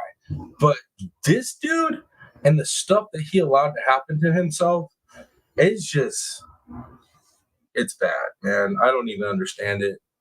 I mean, how do you allow this to happen in your own marriage, in your own family, in your own household? How? He was separated for this amount of time. There was an issue in the family, and yet he didn't know what was happening to his kids for this amount of time. That's the part that's just... Yo, she looked like her dad, huh? In the smile, I think. Maybe the nose, too, but I'd rather look like my dad if I was her. Oh, shit, man. She kind of screwed either way, right? But her mom's evil, so maybe I'd just take the dad. I think rubs some people the wrong way. And I understand that. I mean, he was very involved in the children's lives. So it would be hard for me to understand as well, that he wasn't aware of some of the issues that might have been going on there. And of course, not privy to why the separation happened or any of that. I haven't spoken to Kevin since the case ended, or Ruby. So, it's obviously, it does pose a lot of questions and concerns out there for sure. For me personally, it's a very troubling case, just being a father myself. Imagine those poor babies had to stare at these two witches. Those poor kids, man. I mean, those two faces would traumatize, a grown-ass person for the rest of their life. Ugh. I mean, man. Right, guys? Doesn't that give you nightmares? I mean, just imagine being like a little kid and stuff, and that's what you got to look up to. That's who's... And then they're torturing you, like, ugh. Having the thought of any children, going to that level or kind of abuses. Whoa. Okay. Crime News with Teresa. Thank you for the sub. Thank you for being here. Thank you for coming over. Wow. I know this is the first time I've seen you here. Thank you for being here. Is horrendous. And, if it's proven to be true, I feel like accountability to the fullest extent of the law needs to be handed out. I mean, that's my personal feeling on that.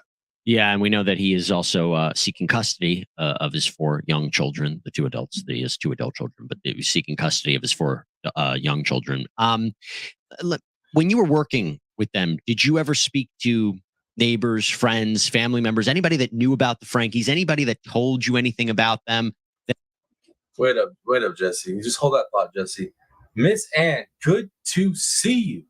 Good to see you, Miss Ann. I hope you're having a good day. Hope you're feeling good today, Miss Ann. Let me see what you're saying. I've been cooking lasagna, salmon patties for my son's job. Why you gotta talk like that, Miss Ann? Lasagna and salmon patties? Trying to speak to my heart. Speaking to my heart. Holy goodness. That maybe looking back, you think, that's a little concerning.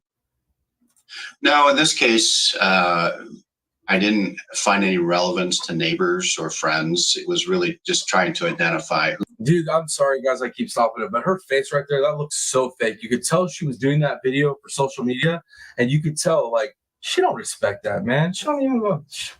That dude's just pawn in her chess game. Who the individuals were that were harassing and making threats, and to really get law enforcement a little more engaged in the investigation of it. Right. That was really my focus of the case. So I did not talk to him. Okay, Crime News. I appreciate that. I mean, I think it's a good show, but it's only a good show because my community is the best. I have like such awesome community. They make the show, honestly. Miss Ann says, laughing my butt off, TPP. This old gal is tired. I bet if you was up cooking the whole day, like, I don't think you know what rest is, Miss Ann. I know you get some sleep, but I just don't think you have it in you to just sit around. You on the go. Let's see. Sam says, yes, they're probably so mentally messed up from this. Do you think she got much worse after the other lady came into the picture? Yes. Yeah. I think she was already bad, but definitely got worse. Definitely got worse. Thank you, bees. Thank you, bees. Yep. Oh man. So Tenzi, I'm in South Carolina and seeing one this morning at work in front of my car looking. Are you talking about gator, yo? Because if you're talking about gator, that's crazy. It wasn't 12 foot though. It wasn't 12 foot. That's something else. That's something else. That definitely sounds like a southern or a real southern issue. Anyone else on that? David Corrington, he played a very interesting role in this story, and appreciate you taking the time and coming here on Sidebar to talk a little bit more about it. Thank you so much, sir. All right. Appreciate your time. Thank you. All right, everybody. That's all we have for. All right, ladies. I'm sorry, but the Jesse Weber show's over. Take your last final looks at the man, because we got to get on to the next video. I know you guys are heartbroken. I know the hair. I know the guy's got good hair. Let's cue up this next one. Dude, okay, guys. This next one is bad.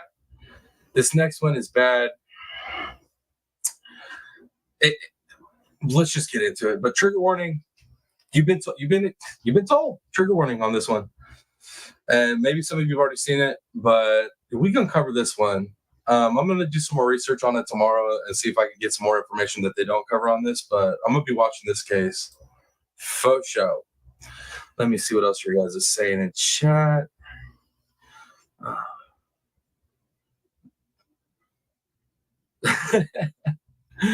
Tennessee said I would have called in. You ain't getting out that car, 12-foot gator, yo. Or what, a 6-foot gator either, huh? It was 12-footer. Yo, wow.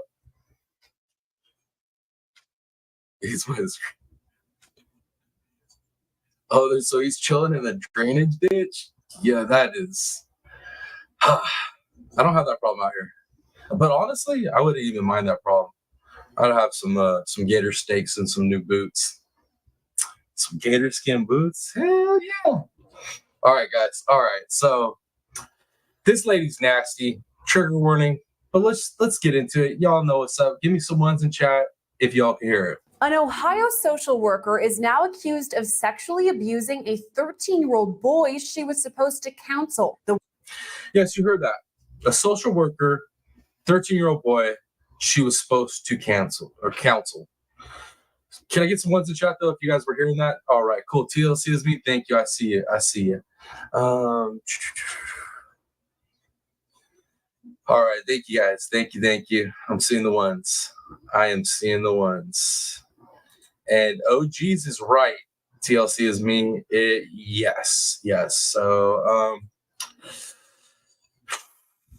right? It's like we cover true crime. We cover true crime stuff about children and like the systems the children go into after bad events. Like, you know what I mean? And usually these are the people that are supposed to be taking care of those poor kids that have gone through traumatic events, right? Well, this demon here, this succubus, she's a horrible person. And it's sad to think that we have kids that go through trauma and then their help is this. This is their help? My Lord. Let's get into it, guys. Let's get into it. The woman was arrested just days ago on her 24th birthday. This woman's gone. She's going down. She's going to prison. Absolutely. It doesn't get any stronger than that. There's video evidence and there's a recording. Yeah, that woman's in big trouble. Officials say Peyton Shires was arrested on October 6th in Franklin County, Ohio. I don't know if you guys got what that lady was saying, though. She's in big trouble. I don't know if you guys were clear on that, but I just want to make sure y'all understood what she was saying. This after the 13-year-old boy's mother approached Columbus police, saying she saw messages from Shires to her son. In the messages, Shires allegedly asked the boy whether his mother had seen Tennessee. No, I saw that. I'm glad you brought that one up because I was going to cover that one too, and I totally forgot about that one.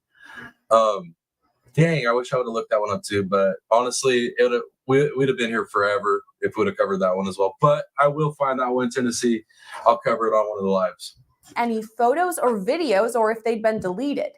Police later took a closer look at the boy's phone and allegedly found videos of Shires having intercourse with the boy and various other sex acts. Shires, who just received her social worker license this past summer, had been assigned the 13-year-old boy as a client while working for the National Youth Advocate Program. Trial attorney Lynn Cadigan has spent the past 38 years representing sexual assault survivors. Sam's Rock, only in Ohio. Right? Oh, my Lord, Sam. That's funny. I mean, it could have been Florida, though. It could have been Florida, too, Sam. You know, it could have been Florida. Whose birthday is it? Did I miss somebody's birthday? Did I miss somebody's birthday? If I missed somebody's birthday, happy birthday. Let me know if I missed somebody's birthday. I never want to miss birthday. Let's see what else y'all are saying. Teresa M., man, it's okay. It's okay to be late. That's what we got replays for. And it is good to see you. It is good to see you. Definitely sick woman. That's for dang sure. TLC is me says, I'm in Ohio. Come on, then you know TLC is me. Come on. Isn't Dorman out of Ohio, right? Come on. No hate. I live in California, guys. Come on. I'm just talking crap. I mean, look how bad it is out here. All right, let's keep rolling. Let's keep rolling. No, I know it too, Sam. I know you're in Ohio, Sam. I know that's why you said it.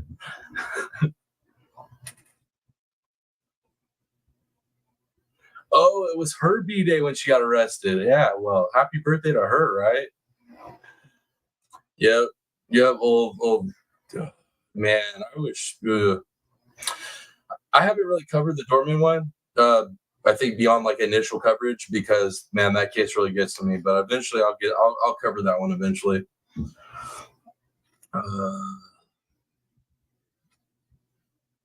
Yeah, honestly, guys, it's bad everywhere. It's just it's bad everywhere. It's worse on higher populations usually, but I mean it's bad everywhere. Yeah, I guess none of us caught that she was arrested on her birthday, ma'am. And thank you, Bees. Thank you for dropping that. Y'all smash them buttons. I appreciate it. All right, guys, let's keep rolling. She says cases like these often stem from a power dynamic between adults and children. Kids go to school and teachers and guidance counselors and therapists and priests are the next level of adults that they're close to. So these adults, such as this counselor, has enormous power over this child because they encourage this child. You can tell me your deepest, darkest secrets. Tell me why you're mad at your mother. Tell me, do you believe in God? They encourage the child to open up to them. So the child opens up to them, and then they absolutely violate that trust. They've been educated with tools that make them super groomers, basically is what she's saying. This lady literally knows how to connect with this child, and then it's taken that education and that power, and yeah. I hope she gets tuned up. I mean, I don't condone violence at all, guys. You guys know I don't condone violence, but I'm just saying if some inmates were to tune her up a little bit, I wouldn't be too sad about it. By using them sexually. I mean, that causes huge damage to the child. The child may not know it now. Frequently, these kids, this 13-year-old, one who's 15, they think they're still in love with the teacher or the guidance counselor or the social worker. It isn't until many years later that they realize that they were betrayed, that they were used, and they have a very difficult time establishing a proper relationship later in life. When speaking with the 13-year-old victim in this case, police learned of at least 2 instances when he had sex with Shires. Later, Shires admitted to the sexual assault while on the phone with the boy's mother. Police listened in on that call, and Shires was later arrested. She now faces charges of unlawful sexual contact with a minor. Cadigan says the relationship likely started off slowly before escalating into something illegal. It goes inch by inch, bit by bit. It goes, tell me what you think about sexually. Tell me what you think about this. A hand on the knee, touching the hair. The kid gets confused and mistakes all these grooming as the kid believes I'm special. This person loves me. I share everything with this person. So then little bit by little bit, they break down all the physical normal barriers. It goes from touching to a kiss to all sorts of things. And before they know it, the child is enmeshed in a sexual relationship. Dude, she looks like you wouldn't expect it, right? She looks normal. You know what I mean? Like she's got like this normal looking life and everything. And then reality is she's a freaking super pedo. Like The first that they've ever had. And these children really don't even know what that is. So it's very easy to trick them in a gradual step-by-step grooming process. Yeah, Sam, what's going on with that lately?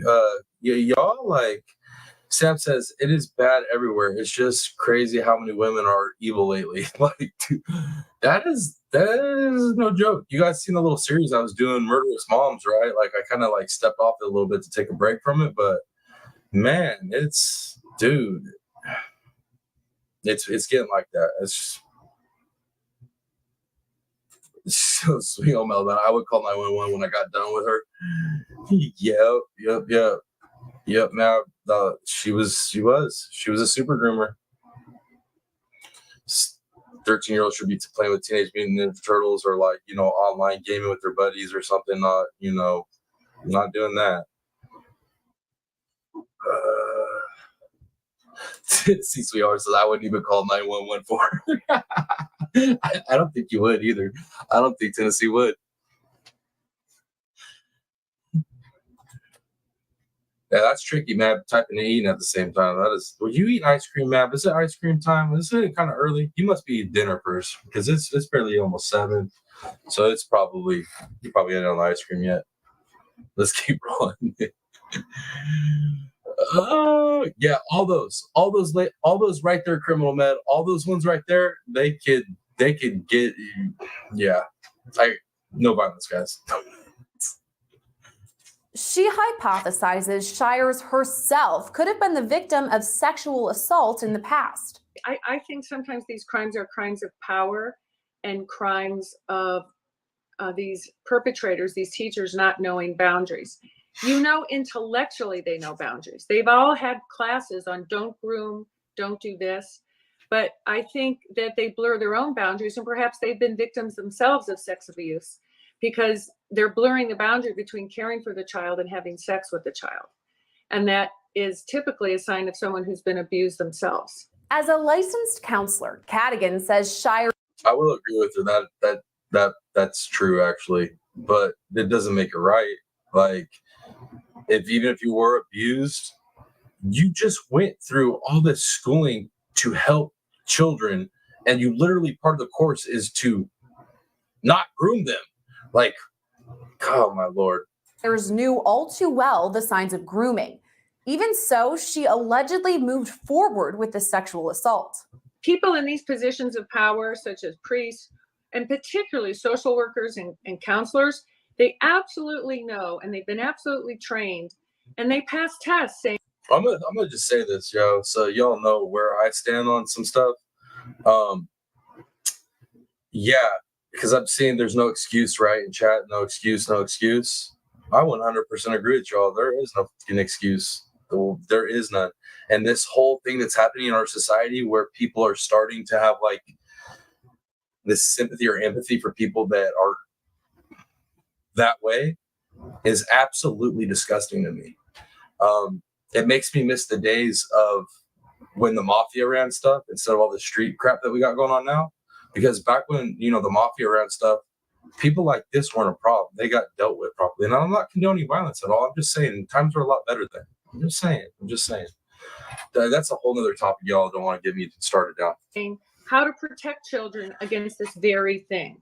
So the fact that this counselor went ahead and brazenly molested this child, knowing she knew full well it was wrong, she knew the risks, and she was compelled to do it anyway, which makes me believe maybe she had been molested. Because why would you risk everything doing something you absolutely know is wrong, absolutely is evil, and absolutely causes damage?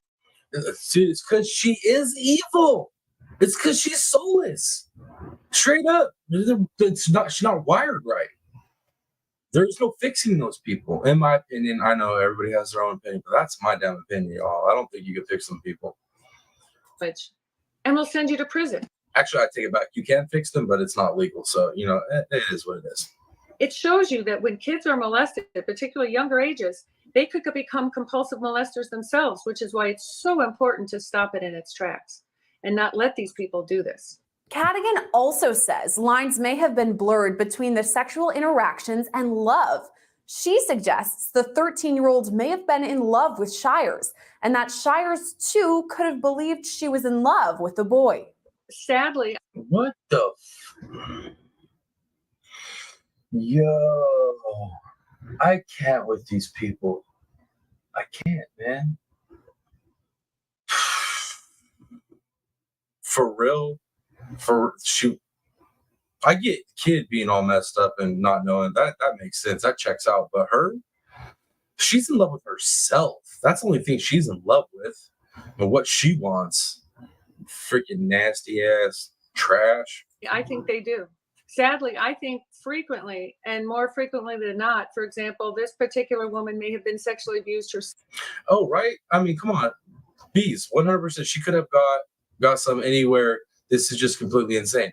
Do you know the statistics on how many single men who have not had a relationship or other things in like 5 years? Like the statistics on that? You mean lonely dudes are out there? Like you can literally just jump on any app, dating app, and a woman will get flooded. So there's like literally no excuse to be going after small children. Like she had a normal life. There's no reason besides her just being an absolutely sick piece of garbage. So she connects to someone who was the same age she was when she was abused. They really have mentally and emotionally, they have a very hard time thinking there's anything wrong with it. They think it's true love showing sex. They've been sexualized themselves to confuse love and respect. Look, dude, the stuff she's saying right now might jive if the offender was, I don't know, like maybe preteens or, young. But we're talking about a full grown ass woman who literally was educated on not to do this, did this. So you can't convince me it's anything other than being a freaking soul as a demon. It's the same thing as sex. It's shocking, but intellectually they know it's not right. Intellectually they can take a little test and say, don't groom children, don't have sex. But emotionally, and they're very susceptible to their own impulses. Cadigan says there also may be an explanation for why Shires' sexual interactions with the boy were recorded on video. Well, I'm not a psychologist. You just heard it right. Y'all heard that right. I'm just saying, y'all heard it right. I'll give you a minute to process it before we continue, but you heard that right. Yeah, yes, she knew this was wrong. Absolutely. But for all the hundreds of perpetrators I've known, many of them are what's commonly called they're sex addicts. They're absolutely obsessed with this kind of sex, with pornography, and with that's not even an excuse either. Because even if she was a sex addict, dude, literally, Tinder, Bumble, Hinge, Facebook dating, like take your pick. There's hundreds of thousands of lonely ass men out there. If that's your get down, well this lady right now, man. Videoing. And it's like an alcoholic, a drug addict, or any other kind of addict They'll do anything to hide, steal, and get what. I'm dead right now. Tennessee, sweetheart. No, you did it. No, you did it, Tennessee. You too much. Too damn much. I'm sorry, guys. This is not a laughing matter, but Tennessee funny as hell. I can't help it. They need that dopamine rush, and it's that's why they have training. That's why they have child abuse reporting laws, because if you see something, say something. But with those recordings on top of Shire's alleged confession, Cadigan believes the prosecution has a strong case. This woman's gone. She's going down. She's going to prison. Absolutely. It doesn't get any stronger than that. There's video evidence and there's a recording. Yeah, that woman's in big trouble. I always am completely amazed at how many people have no idea that you can get text messages, emails. Nothing ever dies on the internet, nothing. But they still do it. It's why people do stupid things. I don't know. I mean, they're compelled. They're addicts. They can't stop. With all that evidence, Cadigan theorizes that Shires may take a plea deal. There's video evidence. And Mav, you wild, boy. I saw freaking Mav. Oh my Lord. Mav trying to keep up with you ladies. And tape recording evidence.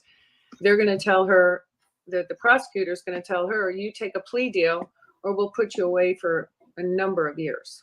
So she'll probably, there was a similar case here where a guidance counselor did something similar and she ended up going to prison, I believe, for a year and then probation as a sex offender for years afterwards. She was lucky to get that. She jumped on it. That may happen in this case. More lawsuits could be on the way if Shires' employer, the National Youth Advocate Program, was notified about the interactions. Certainly, there could be a lawsuit against her employer. Wait, does she have a kid? Is that her baby? I need more information. Does she have a kid? Because it looked like she has a man. Look like she has a normal life. Look, she has a kid and she's, oh my God. That's so bad. It's so bad. Oh, my Lord. If they had noticed that she had a propensity to be dangerous with children.